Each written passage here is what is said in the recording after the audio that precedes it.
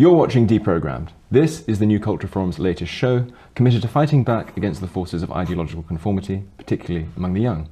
My name's Harrison Pitt. I'm a senior editor at the European Conservative, and I'm thrilled to be joined today, as ever, by Evan Riggs, who is a freelance journalist, and our special guest this week, Georgia Leigha Gilholy, a freelance journalist who's written for the Spectator, the Critic, and Conservative Home.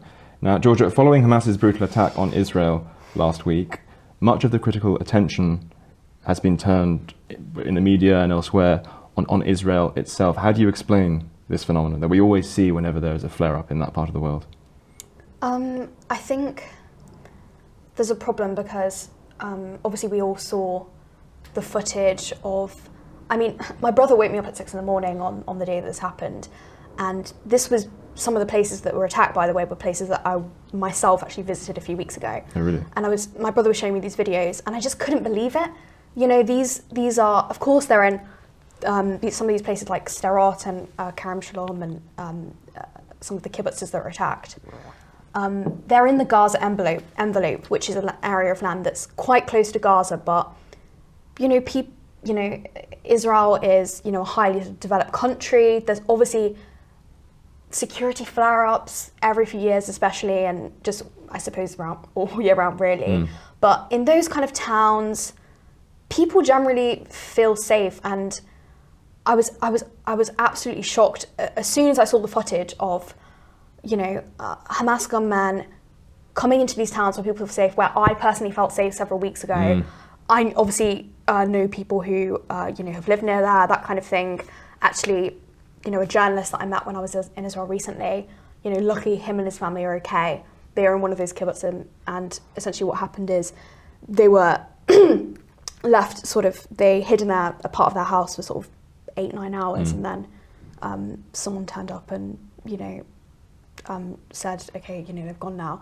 But some of their neighbours have been kidnapped, murdered in the most brutal way.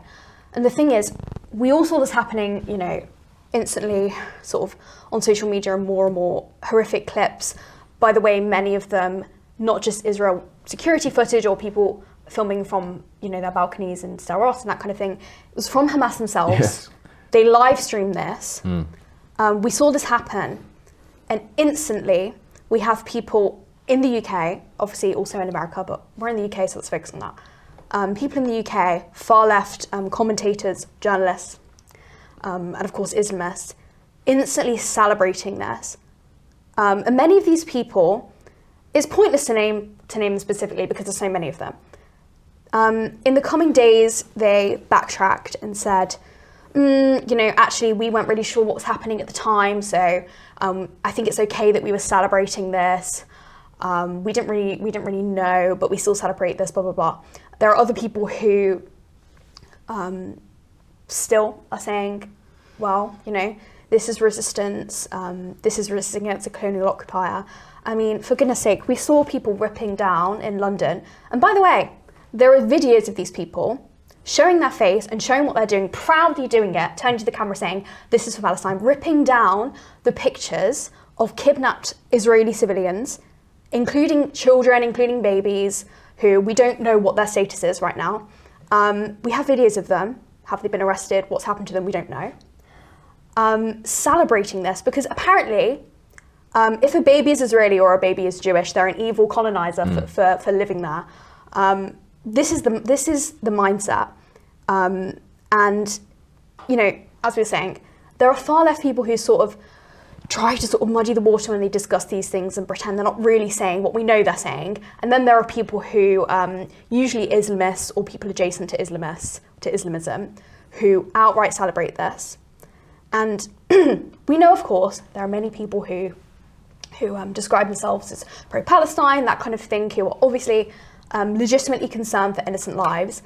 And I'm sure that some of those people have been at some of the protests recently. However, if you see some of the actions at these protests, there was an immediate one just a few days after the attacks on Israeli civilians. And of course, there was a big one in London, and there are more planned across the UK, across the West. If you're let's use an example in Britain.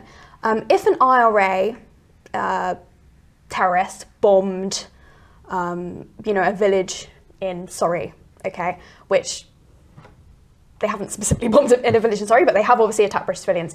If an IRA terrorist did this, 2 days later, would you think, right, I'm going to join a huge crowd of people, run through central London, wave the Irish flag, wave the IRA flag, that kind of thing? Would that be your instant reaction? Or would your instant reaction be absolute horror that this is how a group behaves, this is how a group operates, even if maybe you might share a concern for, their nation, that kind of thing? And using your kind of IRA example there, it's hard to see how a protest like that, hypothetically, would be described by the BBC and other British institutions as a pro-Irish protest. Whereas, a lot of these demonstrations that we've seen in the UK, and like you said, all around the West now, are described as being pro-Palestinian. But I fail to see how taping printouts of paragliders to your back is pro-Palestinian. That seems more of a celebration of aerial assault. Yes. It's a very interesting way of framing this. I mean, everybody at this table, I'm sure, would say, we don't want innocent people in Palestine to die. We obviously would like there to be, peace in the region. But if you're taping a paraglider yourself, you're tearing down pictures of missing babies.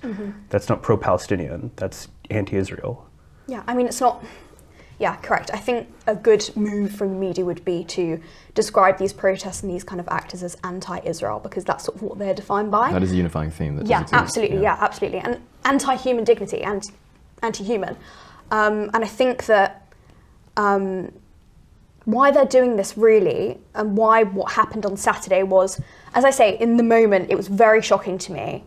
And I didn't imagine that this kind of flare-up would sort of happen now. However, in terms of how Hamas operate, how also the Palestinian Islamic Jihad, which is another group operating in Gaza, also the Popular Front for the Liberation of Palestine, which is another Palestinian terrorist group, which, by the way, they've blown up shops, they've hijacked planes, they're not banned in the UK as a terrorist group, so yeah, but that's another thing we can get to. Another change in the law that should take effect. I'm not surprised by, there were people surprised by how Hamas acted, that kind of thing. I'm not surprised by it because I've been reading about this, writing about this for years and years. No one ever listens. Yes. No one ever listens. I mean, for goodness sake, their founding charter calls for genocide against Jews across the planet, not even just in the Middle East, which is a defining factor of all these Palestinian terror groups. The reality is that these groups, which we know, of course, not every single Muslim, not every single Arab, not every single person who identifies as Palestinian supports, obviously not. And we know that if they speak against it in those societies, they will also be killed or persecuted, or God knows what will happen to them. We know that. However, a defining feature of these groups, which unfortunately have a grip on lots of these societies in the West Bank, in Gaza, in Islamist groups across the world, or people who support Islamism across the world. The defining feature of this, which so many people in the West either ignore, or they simply don't really understand it and think, oh, this must be a land dispute, oh, it must be because of economic conditions. No. These people cannot cope with the fact that Jews who were in the Middle East under the dimitude of various Islamic rulers, they cannot cope with the fact that they now rule themselves in a place in the Middle East which is their ancestral homeland. They cannot cope with that. They cannot cope with that. And this is the mindset. There's no two-state solution with people who have that mindset, because they want to destroy Israel. Yes. And there's so many people, I know that we also want to talk about how this impacts the West, how it impacts Britain. There are so many people on the right and on the left who sort of their idea is, okay, this doesn't really affect Britain, we should stay out of it. And trust me, I'm not saying, right, let's get British troops on the ground, which I don't think Israel would even want. I'm not saying Britain can solve this crisis. It absolutely can't. It can't even solve its policing its own streets. I mean, for goodness sake. Or its own border. On Saturday, a video of people, a row of Met police, they're standing there and watching while people are chanting, I don't even really want to say it. It's Kaiba, Kaiba, Ya Yahud. And essentially it's a chant that refers to a historic battle between a Muslim army led by Muhammad against a community in northwestern Arabia. And they defeated the Jews there and say, okay, you're now under our rule, you have to pay this, otherwise you can leave. And it's a call for the destruction of Jews. It's a call for the ethnic cleansing of that part of the world. So this is the thing. This is the thing that's and you're right. They do have all these sorts of slogans, but there are degrees of shamelessness. There are people who will just be like nakedly anti-Semitic, and those people are pretty easily dealt with. Should be pretty easily dealt with by the law, because if you're glorifying a prescribed terrorist organisation that is illegal under British law, there should be far more vigilance on the part of the Met Police. There should be far more willingness to hold those sorts of people to the law. Hamas is a designated terrorist organization in the UK. Indeed, absolutely it is. But only recently, all of it was prescribed, because before it was only the military wing of Hamas, we're not going to prescribe the political wing. It's like saying let's not criticize the political wing of Nazi Germany. I mean, it's ridiculous. It's utterly deluded. And the same thing with Hezbollah. Yes. They only recently banned the political wing. But those legal tools are available to them. But there are also, as you say, all sorts of other slogans behind which these people. And one of them is from the river to the sea. From the river to the sea, Palestine will be free. That may sound innocuous enough to people who aren't well schooled on the situation. But the fact is that whatever you think of the ethics of large-scale Jewish immigration into that part of the world in the 1920s and 1930s and 1940s. It began before that, but yeah. It had begun before that, but the British actually tried to limit Jewish immigration to that part of the world. So in 1939, there's also a myth that's sort of spread by various Islamists and far-left actors. The idea is Britain sort of deliberately wanted to push Muslims out of the area, so they were like, okay, we're going to have a Jewish state. Come on. In 1939, think about what's happening in Europe in 1939. They essentially, they blocked any kind of major Jewish immigration. They limited it to 75,000 over the course of 5 years. I think it was called the Passfield Act, 1939. And sort of that came afterwards. There were huge Arab riots in the 1930s in the area against Jewish immigration. Absolutely, there were, yes. But that totally ignores the fact that many of the Arab population increased massively during the Mandate period, because essentially there was Jewish Zionist immigration from Europe, and sort of obviously during the time, speaking about economic development, Europe was ahead of that region, and so they were bringing sort of, in techniques in the Industrial Revolution, various agricultural techniques, that kind of thing to the area, and sort of, the phrase sort of people use is sort of making the desert bloom, which is a bit of a cliche, but it's broadly correct what happened. Yes. And so Arabs from different areas in the region emigrated to what is now Israel, what is now the Palestinian territories, because they saw the economic opportunity there. But then they decided to, obviously, some of them decided to violently riot against the Jewish immigration, which many of them have been attracted to the area. I agree with your account of the history there, but the basic point is this: whether people like this fact or not, there is now a very stable, settled, ancestral large Jewish population in that part of the world. So when people come out with these innocuous seeming slogans like "From the river to the sea, Palestine will be free," what are you going to do with all of those Jewish people? It is basically an incitement to ethnic cleansing in that part of the world. I also have kind of a question about this, where you've seen one of these slogans from the Israeli side over the past week being like, Israel has a right to exist. I don't fully know what that means. I mean, Israel exists. So, absolutely, it has the people there have a right to defend themselves. It means to maintain itself in existence. Yeah, but it's like, what are you going to do? You're going to like disprove the fact that there are like 7 million people living there, like, and they're going to get up and go. I understand from your perspective why it might seem like an odd thing to say, but as we're saying that so much of the opposition to Israel is the fact that it shouldn't exist at all, which is obviously a deluded position, even if, as you're saying, you disagree about the history or what happened in the early 20th century. It exists now. It's a functioning state. It has a majority Jewish population. What would happen if somehow Hamas, Hezbollah, whoever, Fatah, whoever, managed to, take over what is now the state of Israel? What would happen? I mean, what people also don't discuss is how actually the majority of Jews living in Israel, they are either the people or the descendants of people, family members of people who were exiled from the Arab and Muslim world just before or just after 1948 when Israel declared independence. And this was actually, of course, nothing to do with most of those people being involved in the Zionist movement. There was some support for Zionism in Mizrahi communities, so Jews living outside of Europe. There are Sephardic Mizrahi communities in Europe, in places like the Balkans, that kind of thing. But Zionism was primarily a European Jewish movement. Is that yes, the point it you're was, making? because if you look at the history, obviously, in the Eastern Europe, for example, in the 19th century, pogroms in Russia, all that sort of thing. of course, it was a reaction to that in part, but also you see different self-determination movements in Europe at that time from lots of different people. You also have the unification of Germany, unification of Italy, that kind of thing. So it's very much a European thing, though.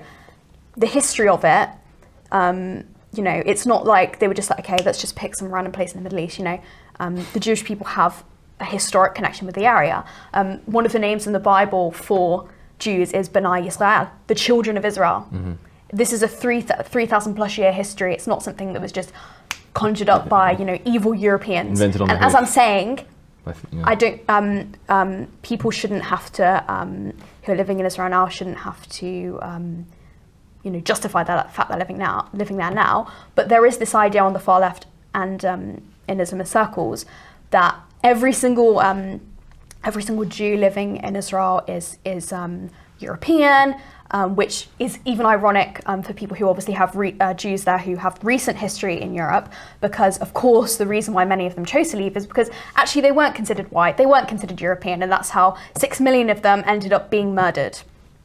So what can you say to that? Do you think this kind of touches on, kind of our cultural myopia of the current moment? You call it wokeism, call it cultural Marxism, call it whatever you want, where it's that everyone basically gets broken up into oppressed versus oppressor, and oppressor codes to European, which is why people think this of the Jewish community of Israel. Because I worry that with this kind of very short-sighted way that we're talking about this conflict, I would even make a point of saying, we've had a lot of commenters call the attacks on Israel like Nazi-like actions, which is true, obviously. But at the same time, there are also other groups outside of the Nazis which want to kill Jews. So it's like you don't need to make this sort of like weird equivalence. Like Islamic jihadis and German National Socialists are very different types of people. But everything gets kind of broken down into this memified format. Do you worry that sort of the cultural capital of Israel as it continues operations, being the kind of more advanced, more Western, more European quoted or coded kind of state, public perception against Israel will continue to turn? And they'll run out of kind of the cultural capital that they've been granted over the past week or over the past decades dealing with the issue of the two-state solution or anti-solution as it kind of is. Well, at the moment, as I say, there is no two-state solution, unfortunately, because I wouldn't be against that. I think most Israelis wouldn't be against that. Can I just maybe address your first point first? Sure. First things first. I think that I totally agree with you that the way that certain people on the left, for example, have responded to this, I think it very much aligns with wokeism, that kind of thing. But this isn't a new thing. And I think that, first of all, anti-Semitism in general, I would say it's the most deluded form of racism, because what happens is it's not just viewing a different race or a different ethnic group as, let's say, inferior and wanting to persecute them for that reason, which is obviously disgusting wherever that group is from in the world, whatever they look like, whatever they believe. It's a form of hatred that's sort of, it's so malleable and it constantly evolves, and it's so insidious, because essentially what happens is, in these situations, as you see with, I've, for example, this week been examining different Islamist groups and their reactions to the Hamas attacks, and essentially you have in the same group people saying that the attacks on civilians, celebrating them, saying that, well, not really civilians because they're settlers, despite the fact this is a country that's existed for 75 plus years. The people there were, partying, or children were, playing in their bedroom, or people were cooking breakfast, whatever, and they were murdered in the most brutal way imaginable. Some of them burned alive. They're celebrating it because they don't see those people as legitimate, basically. But at the same time, you then have similar people saying, actually, maybe Israel created Hamas. Maybe Israel deliberately did this. Maybe the IDF, the gunshots in the back of this video were actually the IDF murdering their own people. In this situation, essentially, and people's instant reactions, celebrating, obviously, the attacks, it's sort of like Jews can never be the victims in any given scenario because these deluded people just think that Jews, Zionists, realistically, when people are talking about a lot of things, when people are reacting to things in this day and age, they'll often say Zionist when, come on, be honest, we know you mean Jew, just say it, we know you mean that. We know what you mean. I would agree. I would agree with you. Yeah. One of the unique things about anti-Semitism is that there is a paranoid strain to it, which doesn't necessarily exist with other forms of bigotry. So it's possible to imagine someone who hates like West Africans because of their cooking or whatever. Like those people exist. Those people exist. There is that sort of dislike of the other. That's universal. You could have it with. It could be anything you like. I didn't pick on West Africans in particular. Yeah. Just any group of people that you dislike for certain characteristics they have. But it's another thing to say that West Africans are controlling international banking, West Africans have their hands in political events that even redound to the disadvantage of Jews. Well, maybe they were. I mean, when I've been to the Middle East and I've met very nice Arab people in the Middle East, in Egypt, for example, who even they, on the whole, will have a weird kind of paranoid suspicion of Israel. They will say things like, the amount of people I met in Egypt who were sophisticated Egyptians who thought that Israel was behind ISIS, for example, to try and counter Iranian militias in Syria or in Iraq and these other places. There is this strange paranoia, the idea that the Jews have their hands in everything, and that does make it slightly different from other forms of bigotry. And it also lends it to this frame. It also means that anti-Semitism can seem, under the right circumstances, like a good thing, so long as Jews are cast as the oppressors, as you put it. And I think absolutely agree with what you said, but I think also it's not just obviously a physical danger to Jewish people across the world. It's a sign of a society in decline. It's a sign of a society that has lost any respect for reason, has lost any respect for truth, and I think that I'm not just obviously worried about the rise of global anti-Semitism. I'm worried about what this means for, Europe, for Britain, for America, Canada. So let's get into that a little bit then, because one of the things that I personally believe that countries like Britain and the United States should do everything they can to make sure that Israel is diplomatically and morally supported. I agree with that very strongly, but I do think there is a strange myopia, particularly in the minds of many British conservatives, to think that Israel, because it is an ally of ours, its geopolitical interests necessarily align with ours. So, for example, Israel is likely to launch a ground invasion of Gaza in the next few weeks. That seems extremely likely. Would you agree with that? That seems likely. I mean, they keep saying it's going to happen, then it doesn't happen. It's obviously, you're totally correct. It's a possibility, and it can't happen while Biden's there. Yeah.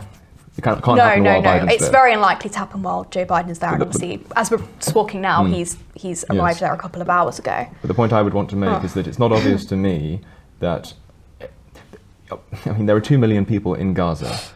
There is likely to be a mass exodus of Palestinians fleeing the conflict once that ground invasion is launched.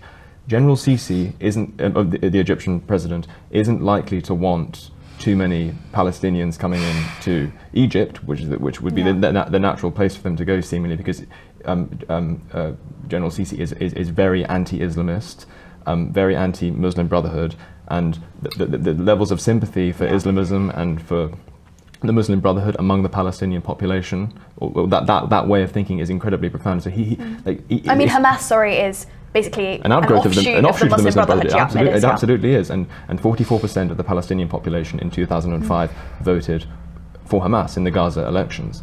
And so I don't think General Sisi is going to want those people in Egypt, because I think he will imagine that they will be a very fervent, rabble-rousing political threat to him.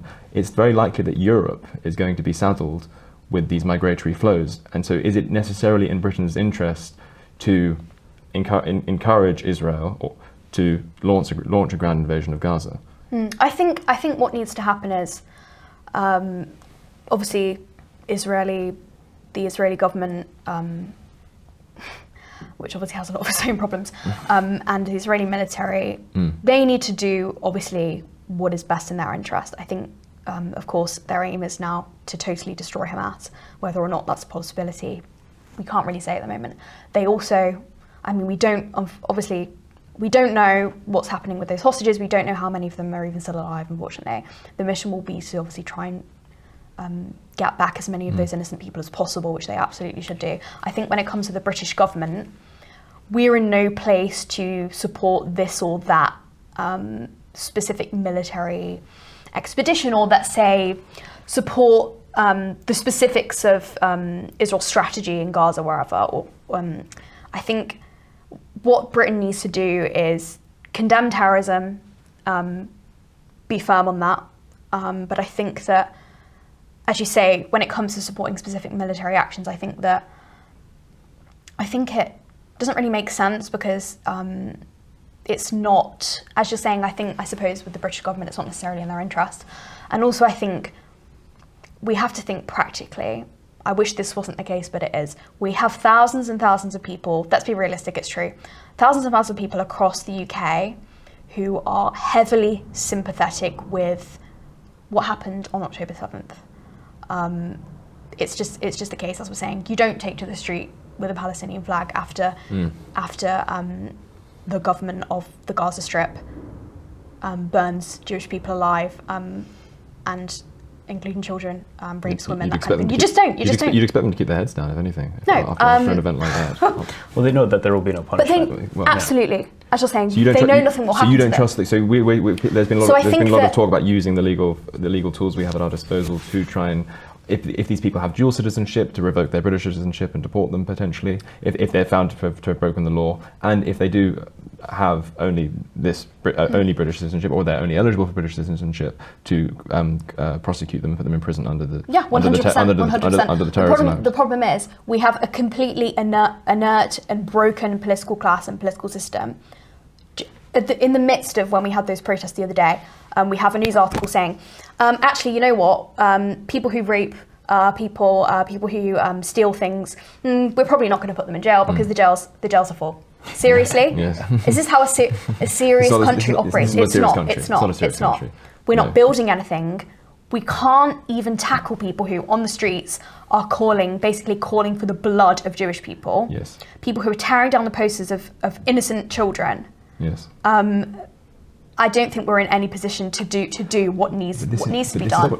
In the wake of these mass protests, what do you make of Hamza Yusuf saying that he wants to basically import, I mean, how many would it be? 100,000, a million, 2 million? Well, there's 2 million refugees from the Gaza Strip. Yeah. We know there are too many white people in Scotland at the moment. Hamza Yusuf has already made that very clear. Whether he thinks that there would be, that there can be too many Palestinian immigrants is another question. That he could see what's happening in London and other British cities and then say something like that. Like, he's like, we have a need to do this. It's like, first of all, I don't understand how that's in Scotland's best interest. I don't understand it's in the UK's best interest.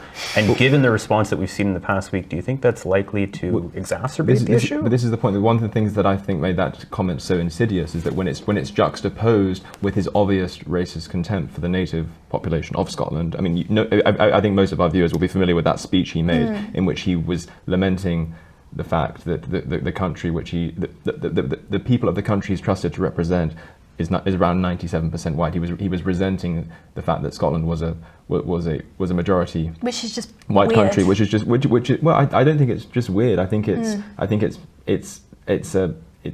sort of exhibits a sort of virulent anti-whiteness. It's not surprising that he should want Scotland's demographics to change, given that he clearly doesn't like Scotland's demographics in their current composition.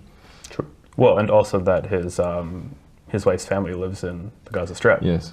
So I mean, it's just odd. It's much like when we talked about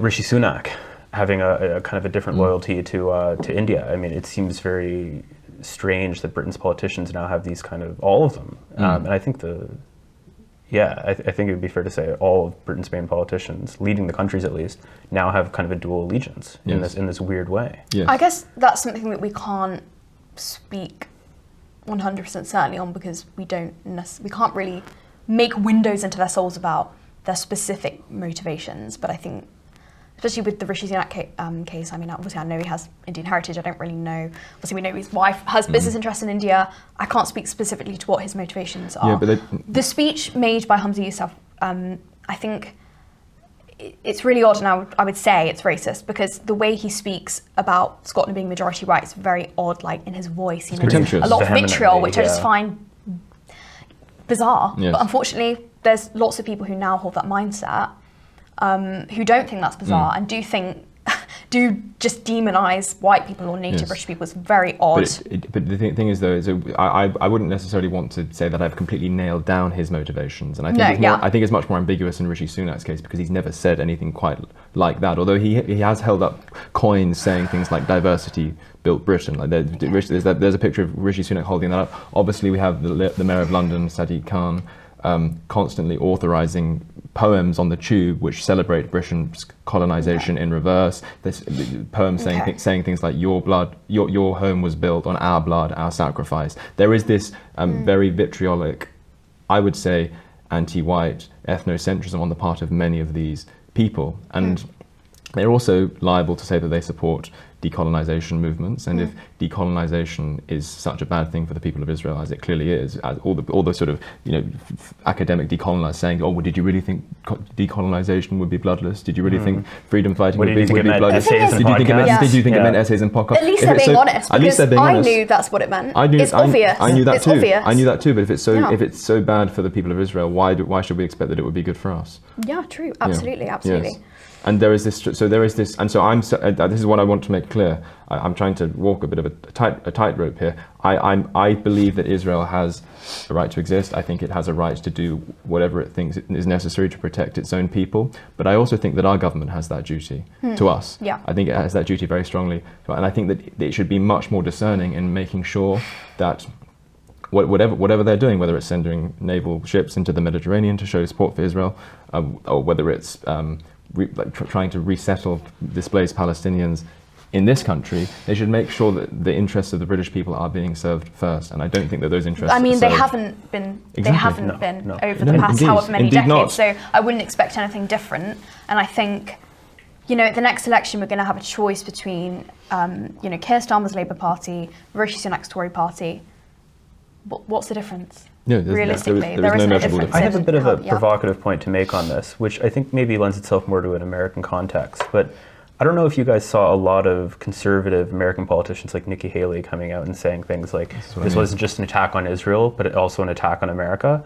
And it seems to me that a lot of more conservative, kind of center-right voices, Jordan Peterson, for example, coming out and saying something like "finish them," or that might have also been Nikki Haley, but he said something to that effect, right? We've seen a lot of people come out with this like massive sort of nationalistic, pro-military response for Israel that is never really seemed to be deployed for their own countries. Yes. And I do feel like this tragedy has given people an excuse to kind of tap into to those drives in a socially acceptable way. Interesting. And I think a lot of people are noticing that over this past I think with week. some people, yeah. And I think that when emotions are high, people will make bolder statements, if that makes sense. I wouldn't necessarily agree with you that every American politician who is quite pro-Israel is not pro-America. I think that people like that often get that's not the called point. neocons That's not the point that I'm making. because Yeah. they're quite bullish when it comes to the American military as well. I think that with some people, I think, yeah, maybe you are right that sort of any kind of sense of national identity in America and Europe is quite, I would say It's in taboo. Europe more so than America, because I've lived in America, there's still quite a strong sense of national identity. I think in Europe and Britain it's more of an issue, though I'm not saying obviously I'm not saying obviously it's disappeared. No, so I think the point Yeah. I think the point for these people wouldn't be necessarily that they're not patriotic or that they don't care about America if they live in America, that they don't care about Britain if they live in Britain, they don't care about France if they live in France. I don't think that's necessarily the point that Evan is making. I think the point is that it does reflect a strange order of priorities. And again, I'm not even in principle. That was again, we'll continue. Whatever that was. I'm not even against, in principle, the idea of. I don't know enough about military strategy. I'm not against sending British ships into the Mediterranean, like whatever function they're going to do. I'm not even saying I'm against that, but I do find it funny that when that is more than this government has done to try and prevent our own homeland from being invaded by illegal immigrants in the Channel. Sending like that level of resources. I mean, if we can, it seems to me that if we can show strength in the Mediterranean, we should be willing to do it in the Channel as well. There was a strange order of priorities. I think with foreign policy, I think it's always easier maybe to be a bit more bullish in terms of either what you do or what you say, because your voters are not necessarily going to pay that much attention, and also you have less scrutiny sometimes when it comes to that. So I think that's part of it. I think it's just easier to kind of do stuff like that for politicians, and I think they know that it will appeal to certain people, whether that's in America or whether that's in Britain. I think it's quite easy basically to sort of pontificate on foreign policy. Yeah, but it's not just pontificating, it's not just rhetoric. And so you're right, there is much more rhetorical leeway when you're talking about something going on the other side of the world than there is necessarily when you're talking about in your own backyard. But I just find it strange that I think a lot of our elites, and I mean by that I mean Western elites, particularly in America and in Britain, we have this strange kind of arrogance whereby we think that we can solve the world's problems through shows of military strength, and as a result we're just willing to let everything at home crumble. And I think that's a strange myopia which exists on behalf of our politicians. And I just find it bizarre that Rishi Sunak instantly was able to sort of let's deploy 2 gunboats in the Mediterranean. But the Channel, I mean, more and more arrivals are coming across the Channel every week, and he seems much less willing to go hard on that issue. Even though I do think it would be popular, and I don't just mean rhetoric. I mean actually bloody doing things. Yeah, I mean. Because mass immigration feeds into the problem that we're describing as well, doesn't it? To do with the fact that we now have whole communities of people who may live in Britain but don't necessarily consider themselves of Britain. Their ethnic, religious and ancestral allegiances lie elsewhere, and therefore whenever there is a flare-up, whether it's in the Middle East or whether it's in Kashmir, those kinds of ethnic blood feuds aren't confined to those parts of the world thousands of miles away. They now play out on the streets of Birmingham, on the streets of Manchester, and Leicester, and London. It's not even England and London, which are relatively close, but I mean, it seems odd to me that there should be, rocket fire over the Gaza Strip, and then the next night people come out to the Sydney Opera House screaming "Gas the Jews." Like, I mean, this has become an issue that was basically relegated to the area of Israel, and to kind of the countries around it. It is now a worldwide phenomenon. Yes. A butterfly flaps its wings in Tel Aviv, and people break down, all across the West. Yes. True, but this isn't. I'm not suggesting that you're saying this, but this isn't something that's just happened this time. In 2021, 2014, 2012. Yes. Every time there's a flare-up, this is what happens. And British Jews bear the brunt of it. That's definitely true. Yeah, it's true. But do you think as I'm saying, it's because the people who, pro-Hamas, whatever, the people who claim to be pro-Palestinian, but realistically we know they don't care about Palestinian lives. The anti-Israel people, it's not about Israel, it's about Jews. That's the reality, and people don't want to acknowledge it. That's the truth. I don't know, this might be a little bit off the cuff, but if in 1940, let's just say in 1948 in Britain, someone had made a prediction that in 2023, Jewish children would feel nervous about having the Star of David on their uniform. Jewish schools would be closing in London because there was fear of, there was fear that there would be prejudice and violence against them. We've already seen, by the way, someone throw red paint all over a Jewish school in London. People in 1948 said, "Gosh, how did the British Union of Fascists come back? Why? I thought we won the war. I thought we won the war. Why is there a sort of a fear of a kind of Kristallnacht taking place in London?" When you import the world, you do import the world's problems, you import the world's prejudices, you import the world's ethnic blood feuds. We did not need to see any of this stuff playing out on the streets of Britain, and yet we do. And so I think that the first order priority should be, as conservatives, broadly speaking, I think you call yourself a conservative, don't you, Georgia? Very small, diminishing C. Font 6C. Font 6C. Very good. Yes. I do think we should be. This may seem opportunistic. Yeah, protecting our own national security, including British Jews. Including British Jews, massively. And if, obviously, the Jewish community in Britain is quite small, so people might not be familiar with the fact that, basically over 90%, if not all, Jewish community centres, synagogues, that kind of thing, go and visit one and see. They're all surrounded by barbed wire and huge fences and security guards. Yes. And schools, as well, Jewish schools. Yes. That's the reality. So I think that Every day, there's protection against this. But as you're saying, it got to the point last week when we had hundreds of Jewish children sitting at home because they thought it's not worth the risk of going to school today. And I wouldn't be surprised if there are already people, I could check, I guess, with people I know who maybe earlier that week already said, or maybe even today, say, you're not going to school. So as well, and I totally get that. No, I would do that. Of course. I want to ask you a question about this, actually. So the last guest that we had on was Nima Parvini, who talked about in his book right here, Prophets of Doom, this concept of Asabaya. Great book. But Asabaya is a term that I think was coined by Ibn Khaldun, who is considered to be like the Middle East's like preeminent like sociologist, basically, which talks about this kind of continent now spanning sort of ethnic tie. It's kind of the band of brothers. You know, it's something that's very unconscious, but it holds people together. That feeling of in-group solidarity. Exactly, yeah. And I think what we've seen now, as I was just touching on, you know, something happens in the Middle East and, you know, there's mass protests all over the world. It is this kind of eruption of this Asabaya, no matter where you are. Now, I've been glued to my phone watching everything that's come out over the past 10 days or however long it's been. And we've seen massive amounts of pro-Palestine, anti-Israel protests. We have seen some Jewish protests, but they have not been in I wouldn't any even call way them protests, I would call them, in the UK we've had a couple of vigils Yes, sure. for the victims, the hostages, and also the people who've already been killed. Maybe counter-protests as well. There have been some little counter-protests that I've seen. Yes, Against gatherings, whatever you want to call them. But it has not been even remotely on the same scale as the pro-Palestine, anti-Israel demonstrations that we've seen. Yeah. Why is this? Now, I mean, I think the worldwide Jewish population is measured in the tens of millions and low tens. No, there's only 13 million Jews 13? in the world. I was going to say, only 13 million Jews in the world, yeah. 20. Which is still, by the way, lower than it was prior to the Holocaust. Sure, and there's 1.8 billion Muslims. So Something like that, there's a scale difference yeah. there, roughly. Don't quote me on these numbers. Yeah. But you would expect to see maybe under this kind of this small community on the global scale, which is kind of being, there's pressure coming after it from all these different angles, right? You would expect to see this like massive sense of solidarity and a willingness to go out and show face in the same way as these Palestinian protesters. Why are we not seeing this?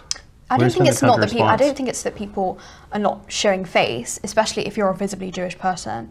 If you wear a kippah or something like that, you're sort of, I guess, every day going out and showing face. There have definitely been individuals. And there have been vigils, but the point is that those vigils have been disrupted, probably.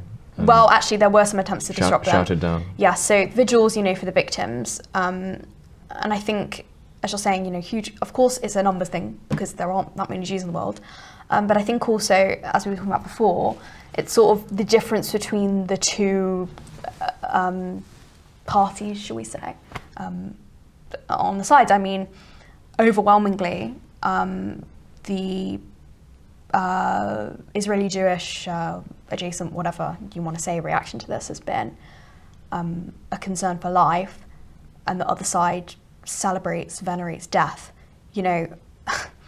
This is something, it just kind of gets to the point where you kind of are exhausted of saying it.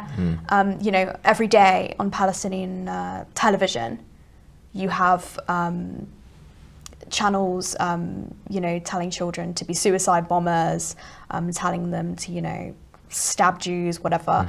This is, brainwashing from birth, basically. So it's not any surprise. And it's not any surprise that people in the West who feel a sense of brotherhood with that society might also agree with those views. And it's a tragic thing, really.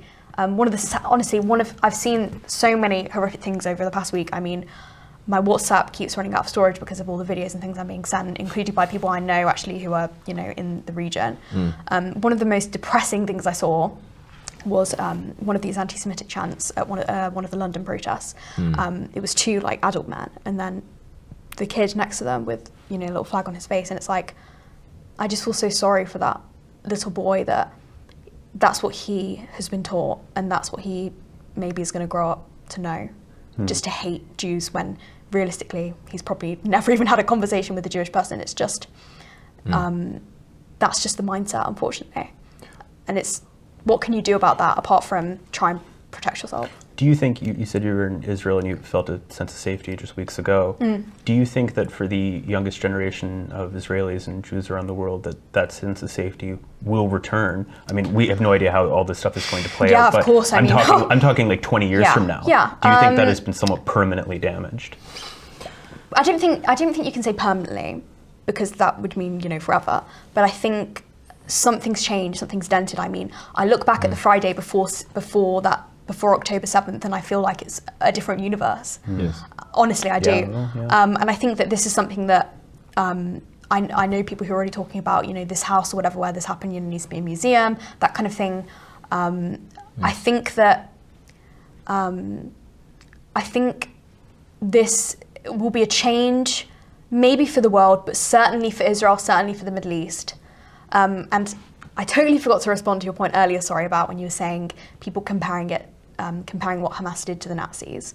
I think you're totally right. We don't need to compare something to the Nazis to say that it's evil. But I think, and we do know, of course, that some of the people who were murdered or kidnapped by Hamas were actually Holocaust survivors. Also, someone else who was kidnapped, I believe, or killed. Sorry, I've forgotten whether she was kidnapped or killed. She was a survivor of the Farhud, which was essentially an anti-Jewish pogrom in Iraq in the 1940s. A survivor of that. I think the techniques they used, it's even the word technique sounds ridiculous and sanitized to describe what they did. Burning people, targeting babies, that kind of thing. I think some of the tactics were reminiscent of, let's say, and shooting people point blank, like it's reminiscent of like an Einsatzgruppe and that kind of thing. And I think also, I agree with you, we don't need to compare it to the Nazis to make sure people know it's evil, but I think on the part of